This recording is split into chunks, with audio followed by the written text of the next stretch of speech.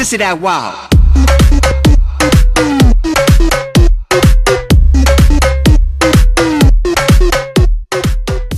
Hey fam, how y'all living? We're getting into a full face tutorial using Anastasia Beverly Hills products. Yes, my hair is doing something crazy. I don't even know what was going on. First thing we're doing is using the 2.5 concealer. This is really creamy concealer that I use for my brows to highlight and conceal, clean up, and then I just finger blend it out. It's just the easiest way for me to do it for the eyebrow area. I actually use this for my face highlight later, so a little 2-for-1 today. From the Anastasia Powder Contour Kit, I'm using the shade Banana. As you can see, it's one of my favorite highlight shades. I've used this for my face, my brows. All kinds of brightening effects from it are just glorious. Pop that on the brows to set the concealer. For my primer today, I'm using the Priming Instant Complexion Refresh Primer stuff from Becca Cosmetics. That is the longest title, y'all. I can't even. This is the Anastasia Stick Foundation in the shade Chestnut. Thankfully, it matched my skin tone. I bought this online during Black Friday. It's the only reason I kind of have it.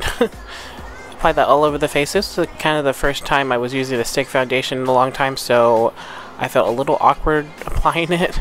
Then blended it out with a beauty blender. Like I said before, I don't usually use a damp beauty blender.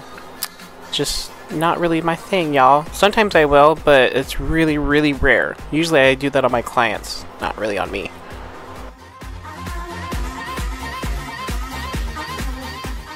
Alright, and after about 30 years of blended, I'm going to take Havana. This is from the light to medium kit as well. And I'll apply that all over the face just to set the foundation. Usually I take a setting from Maybelline, one of my Fit Me, but I was trying to stick with the whole Anastasia full face thing going on. Like I said, to highlight my face, I'm using the 2.5 concealer. Applying that to the highest points of my face. Cupid's bow, chin, nose. I can get a little bit better on highlighting my face, but not too much. Using too much product, you know. I snatched the shade Chocolate from the Cream Contour Kit from Anastasia. Applied that to the contour areas, down the bridge of the nose, around the temple and the forehead, and then went ahead and blended this out with the same beauty blender. Again, I didn't get it damp, I just went ahead and blended it out lightly. Most of these products blended out pretty well, so I wasn't too worried about that. And I love doing these full face tutorials, so if there's any other kind of full face themed things you want to see, let me know in the comment box. I'm always happy to oblige. I did the highlight challenge once, like full face using highlighters. Yeah, we might visit that again. I'm not sure about that one. Unfortunately, I don't have a setting powder from Anastasia, but I do have this one from Sacha. This is my Sacha Buttercup setting powder that I get to use on the daily, or I guess any time that I use makeup. I don't really wear makeup daily at the moment because winter time and rain, and just I don't like wasting stuff like that. Wasted time. To set the cream contour, I'm taking Espresso, and this is from the medium to dark cream. Nope, powder. This is from the powder contour kit. Jeez Louise, y'all, I have too many palettes. Applying this to the contour areas and warming up the face as well. I like to use this as a bronzer. Jeez, I can talk. I can speak English. I just like how it tones down the contour shades from any creams that I use, and then just creates this toasty brown undertone. And then after I use the product, I just kind of dust off the remaining powder, except for underneath the eyes, because I like to bake that for as long as possible. And then just to clean up under the contour, I will apply it there as well. I don't think I've ever looked to see if Anastasia even has a setting powder, but I might have to check into that. For the eyes, I'm going back in with the concealer, applying that with a deluxe crease brush from Real Techniques, and then finger blending that out and then setting it with Banana. And I think I'm using my Morphe 504 brush.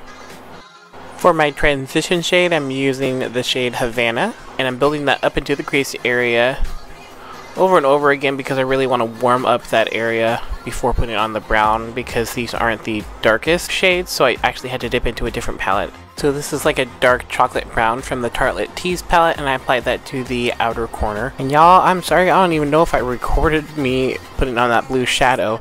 I went to edit it and it was just not even there. But that eyeshadow was from Anastasia as well. I think you pronounce it Purssian or Purssian. I don't know. And then I blended out the edges with both Havana and the Tartlette Tease just a little bit. The highlight was from Anastasia as well, called Sand. And I didn't do liner today just because.